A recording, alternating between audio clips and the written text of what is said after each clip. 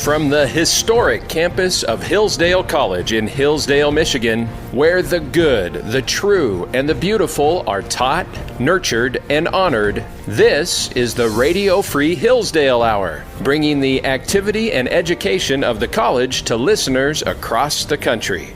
From all the fine art mediums that there are, photography has a claim to authenticity that other art mediums don't necessarily share. And I think photography has been particularly important to shaping even perceptions about historical events and social movements in America. This is your host, Scot Bertram. Welcome to the Radio Free Hillsdale Hour, part of the Hillsdale College Podcast Network. That was Dr. Christina Lamb Chakalova, Assistant Professor of Art here at Hillsdale College. She returns this week for another deeper conversation into the history of American art. More on that later on in the show. First, we're joined by Adam Kissel. He's visiting fellow for higher education reform in the Center for Education Policy at the Heritage Foundation. Also the co-author of the new book, Slacking, A Guide to Ivy League Miseducation. Adam, thanks so much for joining us. It's a pleasure to be here. Thanks. You recognize your co-authors on the book, Rachel Alexander Comber and also Madison Marino Doan. So 3 authors for this Slacking book that is now out. People see what's happening on college campuses these days, TV, and perhaps ask themselves, what the heck is going on there? And Slacking tries to, at least in part, answer that question. What the heck is happening on our college campuses, specifically our Ivy League schools? Well, the moral and cultural rot that people perceive has a lot of its roots in the failure of the curriculum. The general education core curriculum across the Ivy League, with the one exception of Columbia University, uses a ways of knowing approach or a distribution requirements approach rather than having any content at its moral center or its academic center. What that means is that there's a Emersonian romantic view of what you're supposed to do in college, which is to pursue your dreams and your own values and have your own self-indulgent ideas take you where your education should go. In contrast to a classical conception of personhood and morality and core knowledge based on an articulation of what an educated person, especially an educated American as part of Western civilization, should know, not just be able to do, but also specifically know in order to function well in the world. On the one hand, if you take a romantic view and any history class that you feel like taking counts for any other, you have a feeling and worldview on campus that there is no knowledge worth having or most worth having in general for a human being or a citizen. And that influences the morality and the culture of the entire place.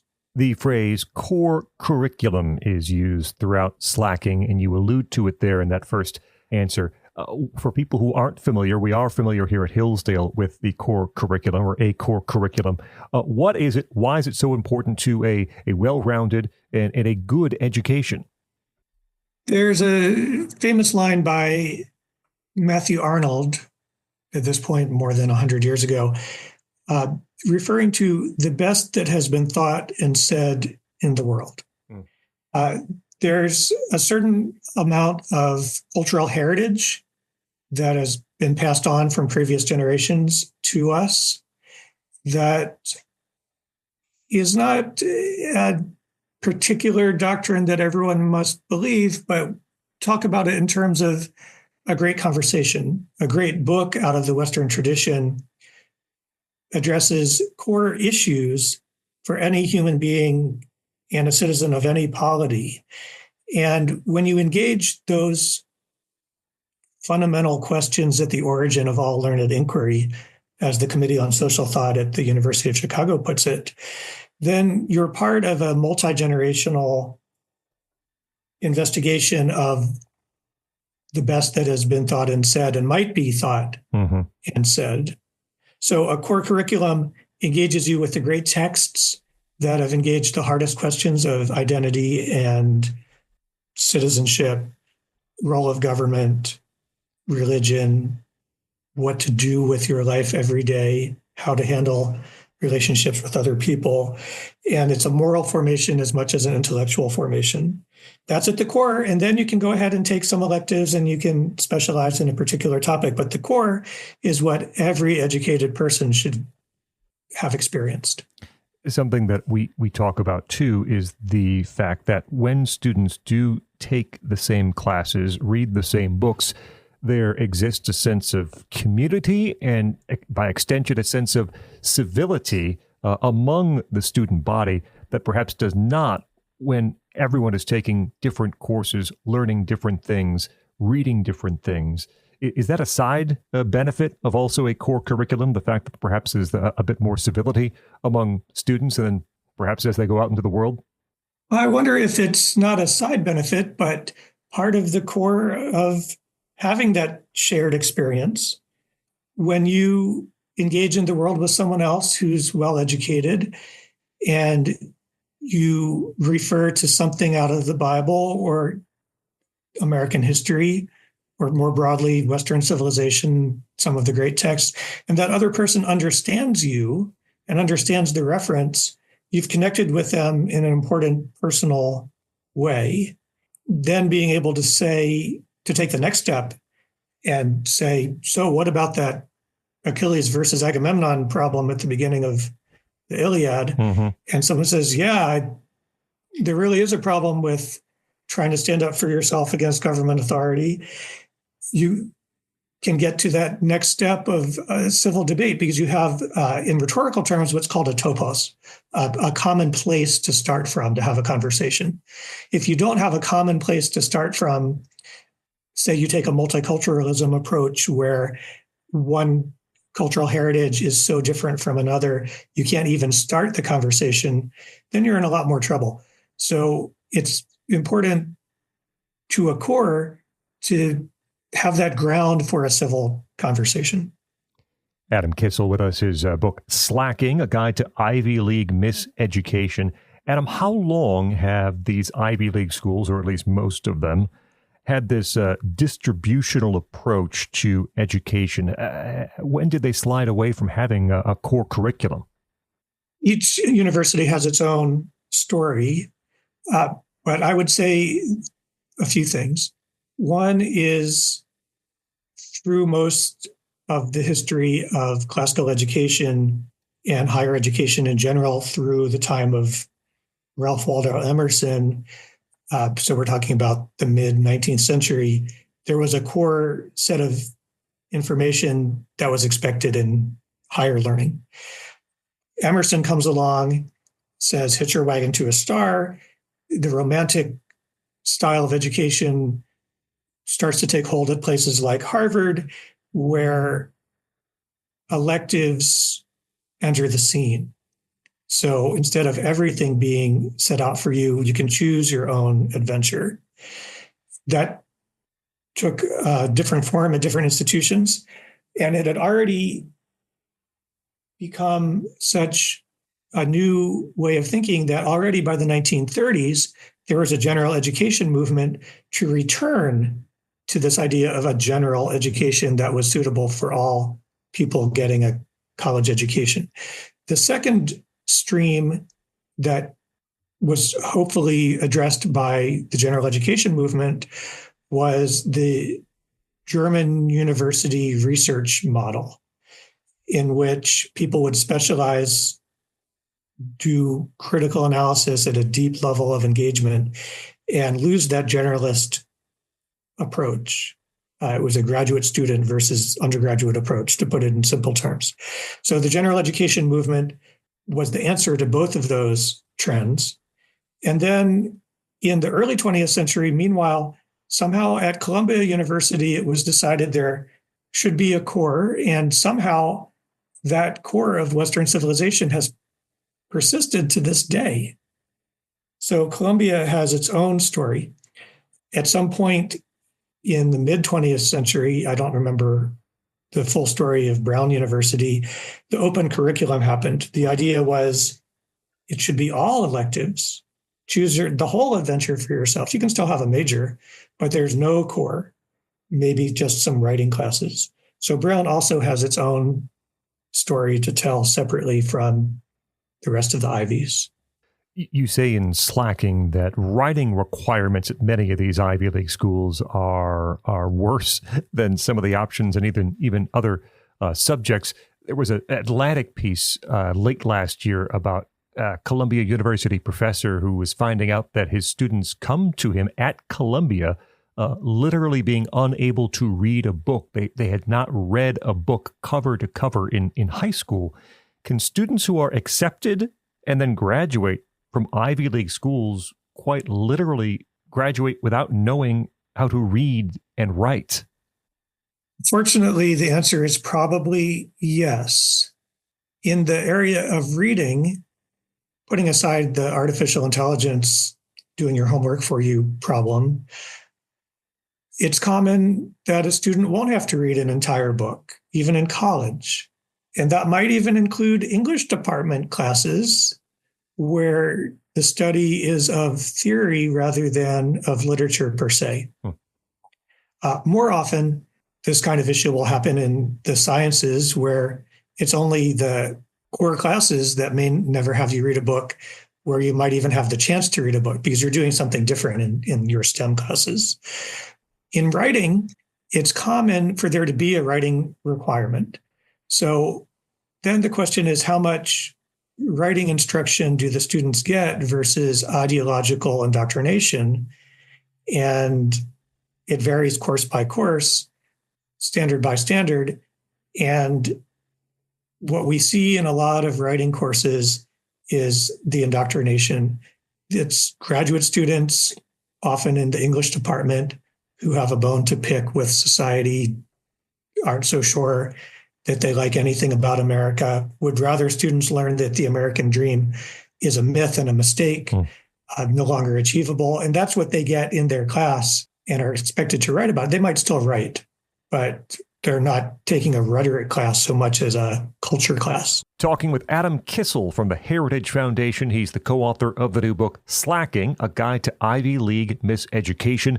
We'll continue with him in just a moment. But if you're enjoying this show and you enjoy the Radio Free Hillsdale Hour on a regular basis, we invite you to sign up for our weekly newsletter and hope you might want to hear from us on a regular basis.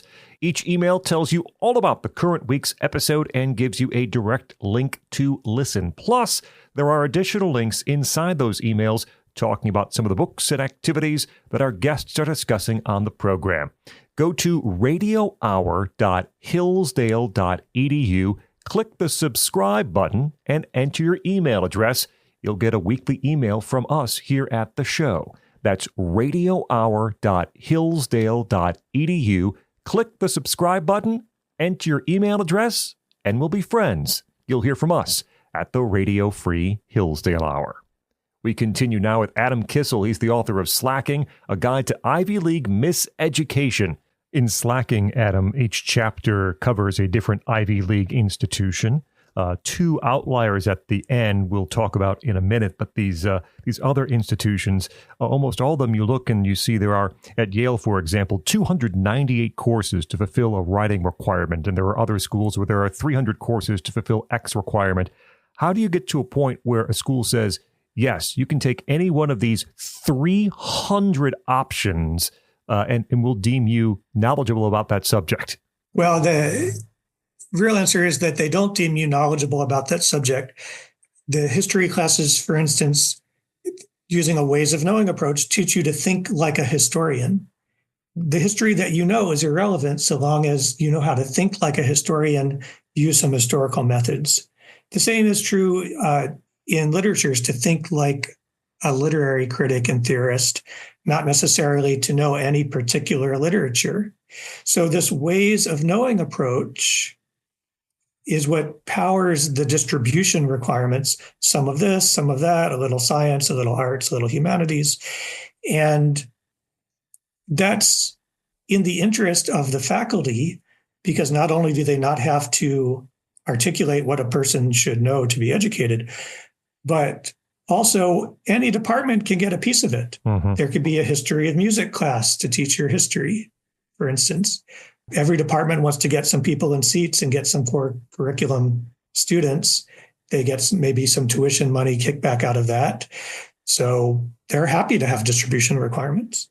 Slacking's the book. Adam Kissel, the co-author. There's a long-standing joke about these classes and majors that athletes take in colleges, basket weaving, things like that. At Princeton, an Ivy League institution, you point out in Slacking that someone could, if he or she wanted, take care of some of these requirements by taking classes such as shoes and a perfect cup of coffee. And it's not just Princeton. There are ridiculous classes at all these institutions. Anything else jump out to you as some of your favorite non-serious courses? There's a lot of them. At Harvard, you can take, to meet your arts and humanities requirement, a course called Zombies, Witchcraft, and Uncanny Science. There's a lot of courses that are self-indulgent, tendentious, question-begging, very biased. Keep staying at Harvard. There's Legitimacy and Resistance in an Unjust World, hashtag Abolish Police, The Politics of Public Safety in the Age of Social Media, Queer Coming of Age Stories. Also, now say turning to Yale, there's a course called Pop Saphism. There's a number of courses in pop culture, which you'd think that students of a certain age already know pretty well. Mm-hmm. Comparative settler geographies. A couple of my favorites are at Penn, Decolonizing French Food. So these go on, and we could spend a lot more time just naming the titles of courses. But if you read the course descriptions, you also can be as appalled or entertained as you like, from climate change to, again, so I don't know what to say about. Well, we should talk about the other side of the story too. So it's not all bad. A generation ago, the question was, is it still required that you take Western Civ, U.S. history, and Shakespeare? But now, in our generation, the question is there even one class at an Ivy League university in those areas that's worth taking? And the answer often is yes, there's one, maybe two. So you can still get your course on Beowulf once in a while, or your course on Shakespeare. It may even be a good one. Yeah, may even be taught well. There's a lot to make fun of, but there's still a few remnant courses. And that's a point that you make in Slacking, which is at the conclusion of many of these chapters, you present two options. One, if someone wanted to kind of slide by and not challenge oneself, and a second option for more serious classes at each of these institutions. You do say, too, there are two outliers, and I wanted to talk briefly about both of them in the Ivy League, Brown and Columbia. Let's start with Brown first. So Brown has, you mentioned this previously, a different way, an open curriculum rather than general education requirements. What does that mean for students at Brown? So at Brown, you still have to take enough credits to get a degree. So it's not an entire free-for-all where they pretend to teach, you pretend to learn, and at the end you get a degree. You still have to take at least 30 courses. There's 80 concentrations to choose from. You have to be in residence at least half the time, so 4 out of 8 semesters. And there's a writing requirement. Other than that, you're on your own to decide what you should study. That's what an open curriculum is. So in the book, we only look at the writing requirement because it is a requirement. And just like we said before, you could take Sex, Power, and God, a medieval perspective. You could take the racial politics of national culture, a course called How Can Activists Change the World? The Dynamics of Power and Resistance. There's some more interesting ones. You could take Shakespeare, you could take a course that includes Homer, Plato, Marco Polo, and et cetera. And then finally, about Brown, there is a first-year seminar that's optional. Race, Power, and Privilege is optional. There's about 80 choices for that. Same thing, right? So Queer Asias could be the course you take for Race, Power, and Privilege in that subject area. And then you could take Friendship in the Ancient World, probably very respectable course.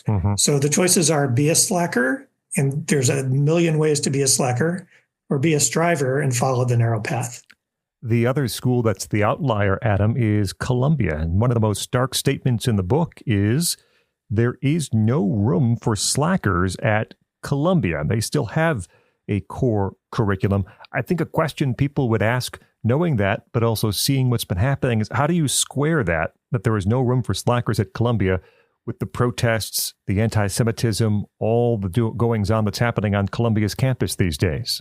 It's a great question. There's fewer than 5,000 undergraduates on Columbia's campus.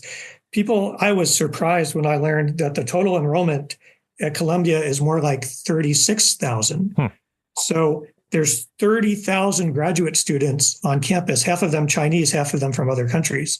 So when you look at what is going on, I would guess that the agitators are mainly not just outsiders from Columbia, but mainly graduate students from other countries.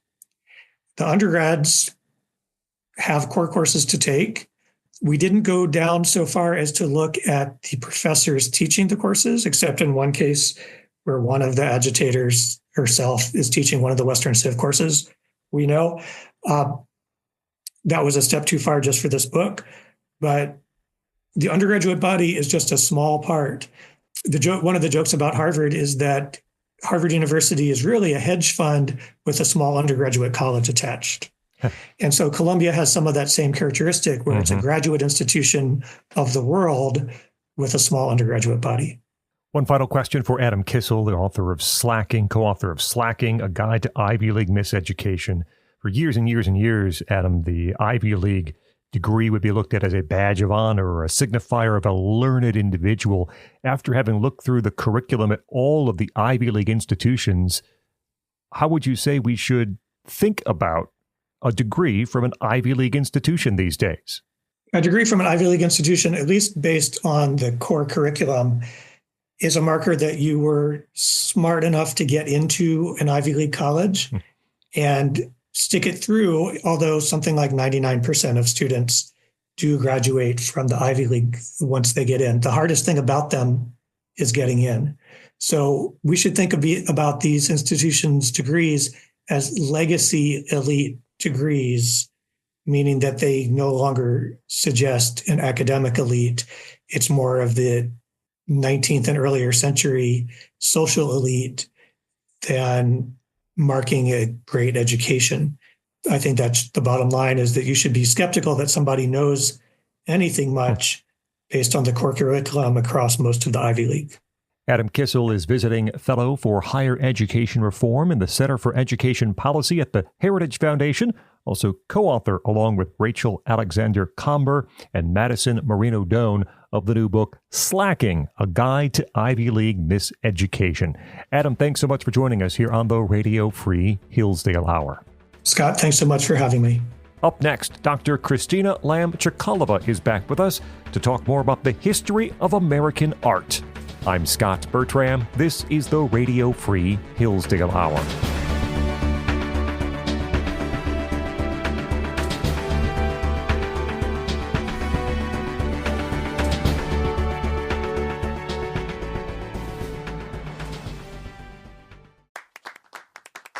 Hillsdale College is a small, Christian, classical liberal arts college that operates independently of government funding, and we want you or your son or daughter to apply. At Hillsdale, students grow in heart and mind by studying timeless truths in a supportive community dedicated to the highest things. Hillsdale College costs significantly less than other nationally ranked private liberal arts colleges and receives regular recognition as a best value, and nearly all students receive financial aid. Our robust core curriculum, vibrant student life, and 8-to-1 student-to-faculty ratio make for an education like no other. For more information or to fill out an application, visit hillsdale.edu/info. That's hillsdale.edu/info.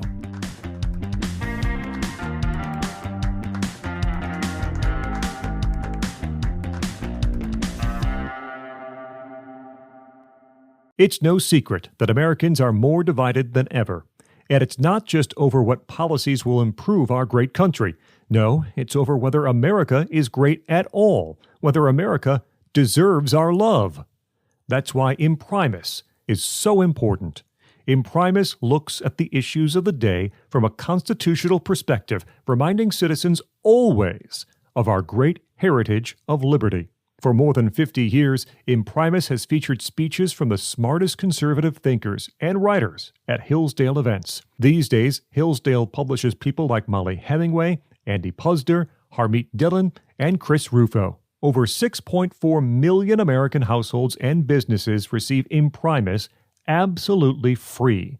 And I urge you to sign up for it today at no charge. To get your free lifetime subscription, go to hillsdale.edu/lifetime right now.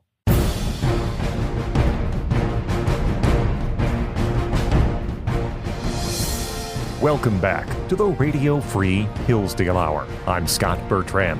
Be sure to check out the Hillsdale College Podcast Network. You can find our shows wherever you get your audio, but you can find them all at podcast.hillsdale.edu. Older episodes of this program, plus episodes of The Larry Arnn Show, Imprimis, the Hillsdale Dialogues, and the Hillsdale College Online Courses podcast. Take our online courses in audio form at the Hillsdale College Podcast Network, podcast.hillsdale.edu. We're joined by Dr. Christina Lamb Chakalova. She is Assistant Professor of Art at Hillsdale College. Dr. Chakalova, thanks for joining us. Thank you so much. We continue our conversation on the history of American art. How do we define American art? You spent time in the fall teaching an entire course on this question, so you're an expert. We deem you. How has American art been shaped by historical events, by social movements throughout our nation's history? So this was a really good question and thought about it quite a bit. And I decided that I'm going to answer this question through one artistic medium, and that is going to be through the medium of photography, because from all the fine art mediums that there are, photography has a claim to authenticity that other art mediums don't necessarily share. And I think photography has been particularly important to shaping even perceptions about historical events and social movements in America. So one good example to start with here is the photographic sketchbook that was published by Alexander Gardner, but with the assistance of an army of photographers like Timothy O'Sullivan, who did a very famous picture called The Harvest of Death. This was taken at Gettysburg in 1863, right after the battle had ended. I believe they showed up around like July 5th. So a lot of the bodies had not been interred yet. And one of the photographers here took his camera right onto the field. He put his camera very low to the ground and basically took a photograph on site of a lot of bodies of Union soldiers. Their shoes had been taken off, their pockets had been strewn through. A lot of them were already bloated in death. And he took this picture that greatly drew attention to the calamity of the Civil War. Until now, when art has engaged with war, usually it's a painting, and it's a very heroic painting that paints war in this light of like pageantry. It's heroic. It's wonderful. It's the greatest civil act that you could do. Well, maybe, yes, this is true. But when you have a photograph of the war and a photograph of dead bodies, which is something we're very used to today, we live in a world saturated with images and violence, and all of this is quite normal. Just open up your app on the news and you'll see images like this on a daily basis. But that wasn't true for the 1860s in the United States. And so here we have an example of a photographer who is drawing attention to the war, but not necessarily highlighting the heroic aspects of it, but just the raw reality of war and death, and essentially the consequences of war, especially when brothers are fighting brothers. Nobody's really a winner. And of course, the Battle of Gettysburg is the bloodiest battle in the history of U.S. history. So this was an interesting time when photography is now being used as a way to kind of draw attention to the severity of what is at hand. Dr. Chakalova, this is really the beginning of what we call documentary photography. Who and what comes next for that aspect of American art? That made me think, too, about Jacob Riis, who went into the tenements of New York City to use his camera as an instrument for social justice. And of course, interesting about Jacob Riis is that he also figured out how to use like magnesium powder to make a flash of the camera. And so for the first times, he's kind of going into the deepest, darkest, dingiest places in New York City and kind of bringing to light what the plight is of America's immigrants. And so here too, another time where American art photography is kind of shaping perception about what is happening in our country at that time. And of course, also to, in essence, affect change. Dorothy Lange did a very similar thing during the period of the Great Depression. She was tasked to go out to California and kind of photograph a lot of migrant workers who had, for the most part, kind of fled the central part of the United States. There was the Dust Bowl, all of that was going on. People were moving to California in search of work, and what they found was no possible living conditions, terrible working conditions. And so with her camera, Dorothy Lange kind of brought attention to the plight of these people. Famously, she has a picture of Florence Owens Thompson, a woman with her hand at her mouth and a child over her shoulder. It was a very famous portrait that was then actually printed in the newspaper, widely circulated, and kind of brought attention to what was happening in the U.S. at this time of the Great Depression. Certainly helped to garner support for the New Deal at that time. Perhaps less dramatic is Ansel Adams' use of the camera. Well, it just depends on how you feel about the American landscape. But at the time, Ansel Adams was photographing, it's coming off of the end of the height of the Industrial Revolution. And so he used his camera to draw attention to like the beauty of the American landscape and help to further the efforts of the National Parks movement. Or Edward Curtis around the same time was photographing Native Americans in a dying way of life. And so I think when it comes to American art forms, the camera photography has been one of the most important mediums in shaping perceptions about historical events and affecting social movements as well. Is there anything in particular we should say about the role of art in expressing and responding to the civil rights movement of the 20th century? Yes. I feel like there are so many examples in this particular case, but when it comes to the civil rights movement, I think one person who's not really political in his art, but when he was, made some serious impacts, that would be Norman Rockwell.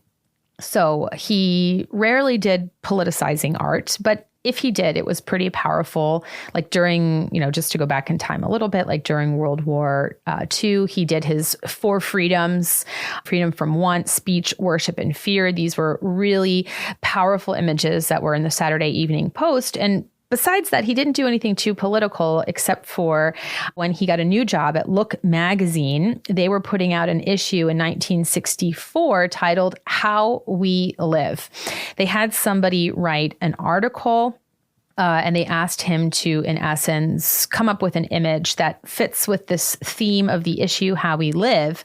And what he came up with was his famous The Problem We All Live With, which is a depiction of Ruby Bridges on her way into her very first day of first grade at a school in New Orleans called William Frantz Elementary School. So in this very powerful composition, what Rockwell does is he puts Ruby essentially in the center of the composition. In front of her are 2 federal agents. Behind her are 2 federal agents, which is all based on fact. This is how she literally walked into the school. But the way he frames everybody in the composition is that the only full figure is Ruby herself. The agents are kind of cut off at the shoulder. They are symbolically there. Behind Ruby is terrible graffiti on the wall, tomatoes that have been thrown up against the wall at her. And it's a really, really powerful image that through compositional choices highlights the kind of ideological absurdity of segregation at the time. This is just an adorable little girl dressed beautifully on her first day of first grade. It made me think about on social media today, everyone posts their kids' first day of first grade picture, teacher name, favorite color, all of these things. That was a very different experience for Ruby Bridges. And that's exactly what Norman Rockwell highlights in this painting that is just drawing attention to that absurdity of racial barriers at the time, which thankfully have been broken, and the absurdity of segregation in essence. Yeah. So very powerful work of art that highlights those themes without being in your face. It's really through his compositional choices. Talking with Dr. Christina Lamb Chakalova. She is assistant professor of art here at Hillsdale College, about the history of American art and what is American art. Are there distinct regional styles or themes in American art? Do they help reflect the unique characteristics of different parts of this country? This is hard to answer, I would say. So yes and no. There are definitely certain art movements that are from different regional areas. The Hudson River School starts out in and around the Hudson River, although I will say they end up going also to the American West. Here, what I really thought about in answering this question is how works of art themselves, perhaps not as a group, but individually, are reflecting unique parts about the American landscape. So I could think of both Native American and more modern American examples of art that do this. For example, the Cliff Palace. So some of us have heard of the Cliff Palace. It was constructed by Puebloans around the Four Corners area of the United States. It's a famous city that's actually built into this kind of wonderful natural overhang there. It is beautiful. It offers fabulous views of the landscape. It's certainly interested in protection from the elements, but it's a very, very clever use of the pre-existing topography to build an architectural setting that is going to benefit the inhabitants. So there are many different examples of Native American art that is really in tune, I think, with unique characteristics of different parts of the country. There are also more kind of modern examples that accomplish the same goal and have the same interests in mind. That made me think of Frank Lloyd Wright's Falling Water in Pennsylvania. Here too, we're thinking about the natural topography, how to use it to the best of our ability to highlight its beauty, but also to be practical. That was a project that was for someone named Edgar Kaufman Sr. He had a department store in Pittsburgh. He was very wealthy. The idea was to be this kind of retreat from life in the city in Pittsburgh. There was a waterfall there, and what they commissioned him to do was, build a house that has a beautiful view of the waterfall. But Frank Lloyd Wright said, oh no, I'm going to highlight the unique characteristics of this part of the country. I'm going to make the waterfall part of the house. And if you can't actually see the waterfall, you'll hear the waterfall because it's going through the homes. He tried to make all these different kind of alternating floors. What's typical of his architecture is that it constantly oscillates between an interior and an exterior space. If you're in the interior, you can see the exterior. If you're on the exterior, you can transition easily into the interior. And so here too, an example of architecture that's really interested in highlighting unique characteristics about the setting in which it is placed. And there are many other examples of this as well. How have American artists helped to contribute to the development of new techniques, new mediums, new styles in the art world? Well, this takes me back to that point about American art is very ambitious. And I thought about the Gilded Age and the aesthetic movement, which is something that really originated in Britain, responds to the Industrial Revolution and the age of the mass-produced cheap object that fills the role but might not be aesthetically pleasing. And as the Industrial Revolution kind of chugged along, there started to be fewer and fewer artisans who could still really they have these outstanding skills and techniques to create beautiful objects that could be at once utilitarian, but also works of art. So this made me think about the aesthetic movement in the United States, artisans like Francis Kohler, or perhaps more famously like Tiffany. All of these artists working in and around New York, thinking about kind of uniting art with labor once again, uniting the artist and the artisan, thinking about Renaissance jewelry, for example. Francis Kohler looked closely at Renaissance jewelry and thought, hey, in this day of the mass-produced object, maybe some people don't want that mass-produced thing, and I'm going to revive the beautiful and everyday objects that are about quality, but also about utility. At this time, a lot of techniques are at risk of being lost because people don't have time, energy, or resources to fund certain art forms that have been around for hundreds of years. So I think it's really interesting to think about American artists working in and around New York, especially, or Boston East Coast artists at the turn of the century, the turn of the 20th century, who worked very hard to bring back to life fabulous art forms, which again had been around for hundreds of years, with kings and queens commissioning beautiful jewelry and then kind of fell by the wayside. So I think that if they didn't contribute to new techniques, they certainly did. But one of the things that I think is important to highlight is that they helped us not lose endangered art forms, especially when it comes to like jewelry making, glass making, going back to Tiffany, or even thinking about John Lafarge.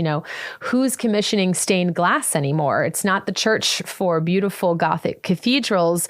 It's a technology that was at risk of being completely lost. And then you have these ambitious Americans who start to take these ancient art forms and transform them into something new and practical, even for the modern day.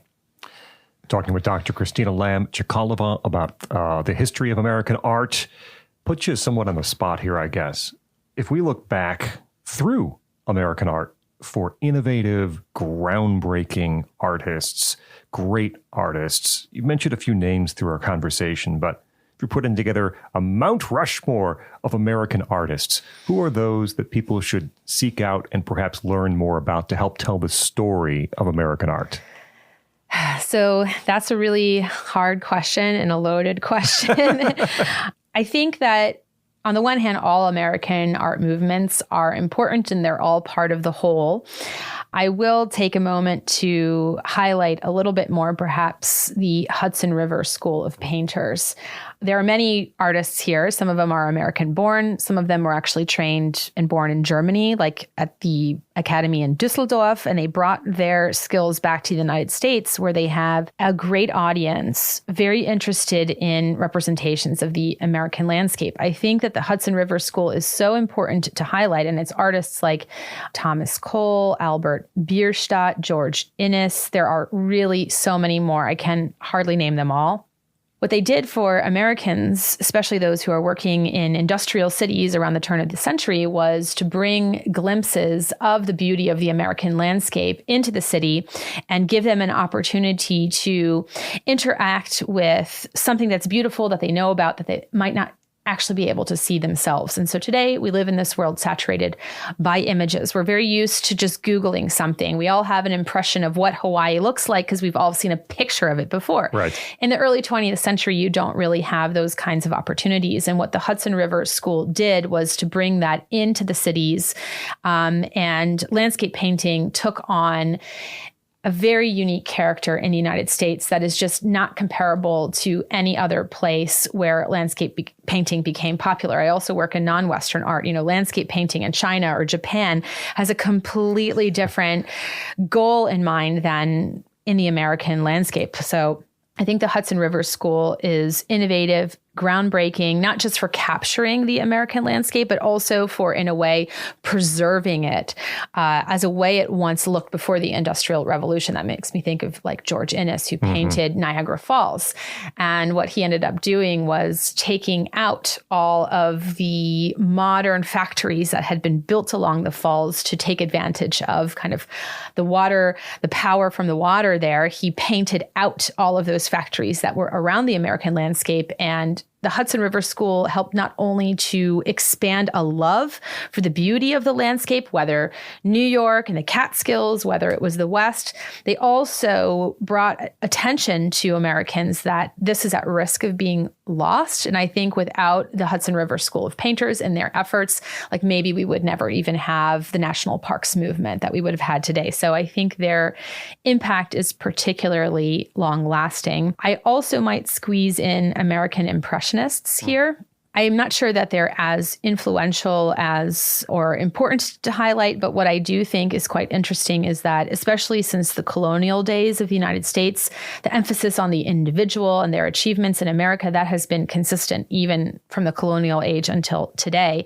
And there are some American Impressionists who then became portrait painters, especially around the turn of the century when you could just have your photograph taken. So if you really wanted a work of art, a portrait that's just about likeness, you would just have your picture taken. Then there are other artists like John Sargent who would paint the wealthiest Americans of the Gilded Age. Why would he paint them? Because with the medium of the brush, he was able to capture something unique about their personality and their aura that a photograph simply can't do. It's just too sober. It's too face value. And so I think American Impressionists brought something to the genre of portraiture that is really worth highlighting as well. Dr. Christina Lamb Chakalova, she is Assistant Professor of Art at Hillsdale College, as we talk about the history of American art and how to define it. Thanks so much for joining us here on the Radio Free Hillsdale Hour. Thank you, Scott. That will wrap up this edition of the Radio Free Hillsdale Hour. Our thanks to Adam Kissel, his new book, Slacking, A Guide to Ivy League Miseducation, and Dr. Christina Lamb Chakalova from our art department here at Hillsdale. Remember, you can hear new episodes every week on this station. You also can find extended versions of some of our interviews or listen anytime to the podcast. Find it at podcast.hillsdale.edu or wherever you get your audio. Until next week, I'm Scot Bertram, and this has been the Radio Free Hillsdale Hour.